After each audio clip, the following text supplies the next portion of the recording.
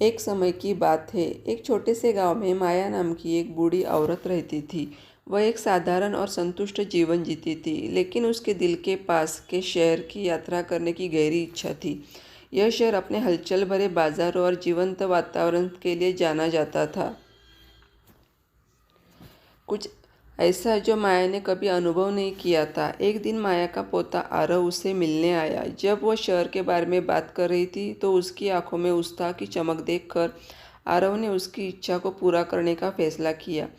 उसने अपनी दादी की इच्छा पूरी करने के लिए दिन रात कड़ी मेहनत की, पैसे कमाए और बचाए तथा अपनी दादी माया को उसके जन्मदिन पर शहर के लिए ट्रेन टिकट देकर आश्चर्यचकित कर दिया। जैसे ही माया ट्रेन से उतरी, उसकी आंखें शहर की चकाचौंध को देखकर आश्चर्य से बड़ी हो गई।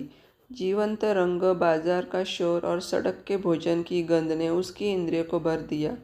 आरव ने बाजार में घूमते हुए व्यस्त सड़कों पर हो रही हर हलचल से उसका मार्गदर्शन किया और माया का दिल कृतज्ञता और खुशी से भर गया। शहर के बाजार में घूमते घूमते उन्हें हाथ से बने आभूषण बेचने वाली एक छोटी सी दुकान दिखी। उस दुकान में माया की नज़र दिल के आकार के पेंडेंट वाले एक नाजुक हार पर पड़ी। वह उस हार को खरीदना चाहती थी, मगर बोलने से झिझक रही थी, क्योंकि वह आरव पर अधिक खर्चों का बोझ नहीं डालना चाहती थी। आरव ने अपनी दादी को उस हार के लिए मन ही मन खुश होते देख लिया और वह उनके दिल की बात को भी अच्छे से समझ गया था। इसलिए उसने अपनी दादी से जोर देकर कहा कि उसे यह हार खरीद लेना चाहिए।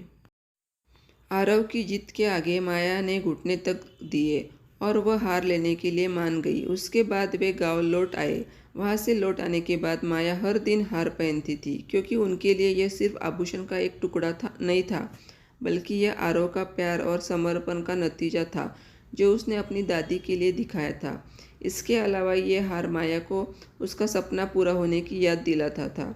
कई साल बीत गए और अब माया उम्र के साथ बूढ़ी हो चली थी और उम्र के लगभग आखिरी पड़ाव पर ही पहुंच गई थी। एक दिन आरव ने माया को पेड़ के नीचे बैठे विचारों में खोया हुआ पाया, तो वह उत्सुकतावश माया के पास गया और उनसे पूछने लगा कि वो ऐसे क्यों बैठी है। जवाब में माया ने उसे हार सौंपते हुए कहा, मेरे प्यारे आरव, इस हार में मेरे जीवन की सबसे अनमोल यादें हैं। ये हार तुमने मुझे दिलाया था उस वक्त जब मैं इसे खरीदने की इच्छा रखती थी। इस वजह से भी यह मेरे लिए बेहद खास उपहार है, क्योंकि मैं जानती हूँ कि तुमने कितनी मेहनत करी थी मुझे शहर घुमाने के लिए और इस हार को दिलाने के लिए। इस वजह से इस हार से मैं भावनात्मक रूप से जुड़ चुकी हूँ, लेकिन अब मैं उम्र के इस पड़ाव पर आ चुकी जहाँ से आगे नहीं बढ़ा जा सकता। इसलिए मैं चाहती हूँ कि इस हार को अब तुम रख लो। यह हार तुम्हें हमेशा मेरी याद दिलाएगा, और ये भी कि दुनिया का अगर सबसे अनमोल कोई तोहफा है तो वह प्यार ही है। और यह हमेशा तुम्हें याद रखना है कि प्यार सबसे खूबसूरत उपहार है जो हम किसी को दे सकते हैं। अगर हो सके तो हमेशा ऐसे ही रहना और सबको प्यार और सम्मान देना।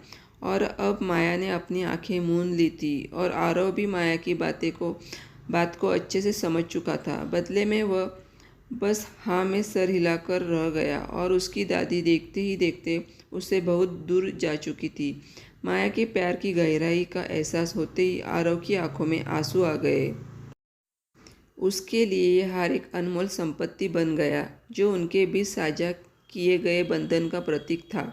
और इसलिए माया की आखिरी मगर सरल इच्छा ने एक गहन एहसास को जन्म दिया कि सबसे मूल्यवान उपहार भौतिक संपत्ति नहीं है, बल्कि वह प्यार, देखभाल और यादें हैं जो हम उन लोगों के साथ बनाते हैं जो हमारे करीब होते हैं।